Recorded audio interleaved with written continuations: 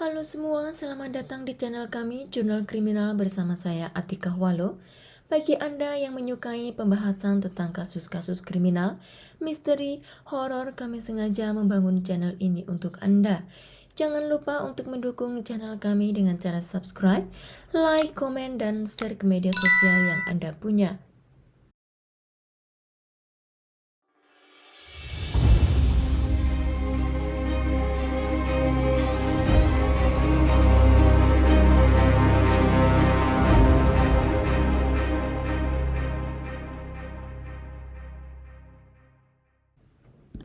Kasus hari ini datang dari negeri Sakura, di mana kasusnya seorang pembunuh berantai mencari korban melalui media sosial Twitter. Di era modern, media sosial menjadi kehidupan kedua kita. Di saat orang-orang sibuk di media sosial untuk bekerja, bersosialita, mencari teman baru, bahkan tidak sedikit mereka menggunakan media sosial untuk melakukan aksi kejahatan. Berbijaklah dalam menggunakan media sosial dan selalu berwaspada agar terhindar dari kasus seperti yang akan kita bahas hari ini. Takahiro Hiraishi lahir pada 9 Oktober 1990. Ia tinggal di sebuah apartemen di Zama di prefektur Kanagawa Tengah, Jepang. Dia dari keluarga yang sederhana. Dia memiliki seorang adik dan menurut catatan Takahiro juga bukan anak yang memiliki prestasi di sekolah. Orang-orang sekitar mengenalnya sebagai anak pendiam, namun ia tipe anak yang mudah bergaul. Takahiro Shiraishi memiliki kebiasaan aneh dengan teman-temannya, dengan melakukan permainan ekstrim dengan mencekik satu sama lainnya sampai hampir pingsan. Keaktifannya dalam bermedia sosial membuatnya menjadi karakter baru. Dia mengintai orang-orang yang depresi atau punya tanda-tanda masalah besar dengan melihat updatean status mereka di laman Twitter. Masyarakat di Jepang yang memiliki rating tertinggi kasus bunuh diri dan juga mengurung diri atau disebut sebagai hikikomori. Fenomena itu digunakan oleh Shiraishi untuk memenuhi kepuasan dan aksi kejahatannya. Banyak anak remaja, dewasa, bahkan lansia, pria atau wanita aktif di media sosial untuk berbagi sebagian apa yang mereka keluhkan dalam hidup mereka, juga berbagi aktivitas kehidupan sehari-hari mereka. Tidak sedikit orang yang mengambil kondisi dan situasi tersebut untuk dijadikan jalan untuk mencari korban kejahatan, seperti halnya yang dilakukan Shiraishi. Setelah ia mendapatkan target, akan dia hubungi calon korbannya dan mengatakan bahwa dirinya adalah spesialis psikiater yang akan menawarkan solusi bantuan dalam menyelesaikan masalah-masalah mereka dan merayu sampai dia mendapatkan kepercayaan dari korbannya. Setelah kepercayaan dari mereka ia dapat, lalu ia menyarankan si korban untuk datang menemuinya di apartemen miliknya untuk melakukan konsultasi lebih lanjut, juga menawarkan treatment untuk kesembuhan mereka. Korban datang ke apartemennya, dia mempersilahkan mereka masuk ke ruang tamu, lalu dia berbicara lebih lanjut tentang apa yang korbannya ingin konsultasikan. Namun setelah konsultasi mereka selesai, Shiraishi ini tidak memberikan solusi atas apa yang korbannya keluhkan, melainkan ia membujuk korbannya untuk melakukan bunuh diri di depannya. Jika hal itu tidak berhasil atau korban menolak, Shiraishi menggunakan kesempatan itu untuk membunuh mereka. Tanda-tanda pada setiap korbannya menunjukkan bahwa mereka tewas akibat pencekikan di leher. Sebelum Shiraishi pindah ke Zama, ia ini telah mencoba beberapa jenis pekerjaan untuk menyambung hidupnya.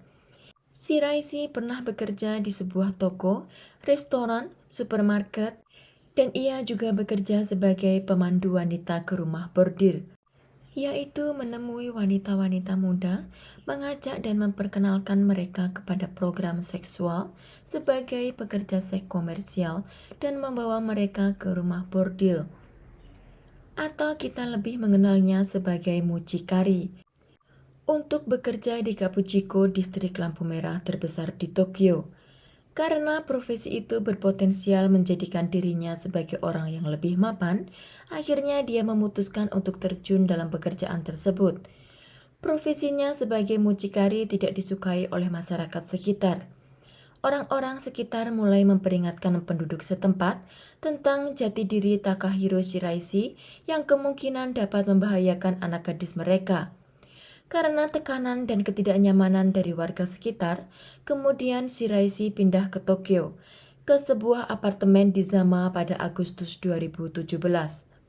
Kasus kejahatannya mulai terungkap ketika seorang laki-laki kehilangan saudara perempuannya. Awalnya dia melakukan penyelidikan sendiri sebelum melaporkan kasus hilangnya saudaranya itu ke polisi. Untuk mencari tahu keberadaan saudaranya, ia menghubungi seorang wanita pekerja seks dan meminta informasi tentang mucikari di sekitar tempat itu. Wanita itu membantunya dengan menghubungi Takahiro Shiraishi dan membuat agenda pertemuan palsu. Takahiro yang menyetujui pertemuannya dengan klien barunya, laki-laki yang kehilangan saudaranya itu menelpon aparat kepolisian karena semua tahu bahwa Shiraishi bukanlah mucikari biasa. Waktu pertemuan antara Takahiro dengan kliennya telah tiba. Seperti biasa, Takahiro Shiraishi menyarankan agar kliennya itu datang ke apartemennya. Tetapi yang datang ke apartemennya bukanlah kliennya, melainkan polisi.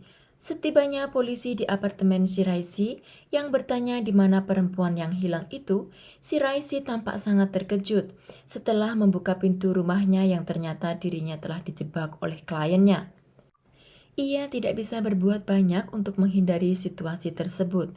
Akhirnya ia menunjukkan kepada polisi di mana ia menyimpan para jasad korbannya. Takahiro Shiraishi mengatakan bahwa mereka ada di dalam freezer. Polisi yang mendengar itu langsung memborgol dan mencari barang bukti. Polisi menemukan 9 mayat di rumahnya. Semua jasad para korban sudah tidak utuh lagi karena Shiraishi telah memutilasi mereka menjadi beberapa bagian. Dan potongan tubuh tersebut dimasukkan ke dalam 3 freezer dan 5 kotak pendingin yang lebih besar. Polisi menemukan potongan kepala, kaki, dan lengan dari semua korbannya. Para tetangga di apartemen tersebut mengatakan bahwa mereka telah lama mengeluhkan bau menyengat di sekitaran tempat mereka tinggal. Keluhan tersebut menguatkan kejadian dengan memastikan bahwa bau busuk tersebut keluar dari apartemen tempat tinggal Shiraishi. Shiraishi hanya menyimpan tubuh para korbannya, sedang organ dan isi tubuh mereka telah dibuang ke tong sampah tempat ia tinggal. Dan itu tidak bisa ditemukan sebagai barang bukti karena telah diangkut ke tempat sampah daur ulang. Korban Takahiro Shiraishi tersebut terdiri dari 8 wanita dan 1 pria. Semua berusia antara 15 tahun sampai 26 tahun. Penyelidikan mengkonfirmasi bahwa korban terakhir yang dilaporkan hilang tersebut pernah berjalan dengan Shiraishi pada tanggal 23 Oktober. Shiraishi dalam ruang interogasi tidak banyak melakukan perlawanan. Ia pun mengakui semua kejahatannya pada 9 korban tersebut. Sebelum ia melakukan pembunuhan, Shiraishi mengeluhkan suatu masalah pada dirinya kepada ayah kandungnya. Ia mengatakan bahwa kehidupannya sudah tidak ada artinya. Shiraishi mengklaim bahwa motif dari semua pembunuhannya itu adalah seksual. Dia menggunakan kesempatan dan kondisi para korbannya yang sedang lemah untuk memanipulasi dan menyerang mereka secara seksual dengan berbagai rayuan agar si korban tidak menolak. Saat di persidangan pada tanggal 1 Oktober tahun 2020, Shiraishi mengaku bersalah atas 9 kejahatannya itu. Dan pada tanggal 15 Desember 2020, hakim memutuskan dan dijatuhi hukuman mati kepadanya. Dia telah mengindikasikan bahwa dia tidak akan mengajukan banding atas hukuman yang ia terima. Karena sedari awal Shiraishi memang telah memiliki masalah tentang kehidupannya. Dan ia memilih untuk meninggal lebih awal daripada menghadapi pahitnya kehidupan. Hukuman mati pada Shiraishi diselesaikan pada Januari 2021. Sekian kasus hari ini, jangan lupa tinggalkan like dan komen, juga subscribe dan nyalakan notifikasi Anda. Terima kasih dan sampai jumpa di kasus berikutnya.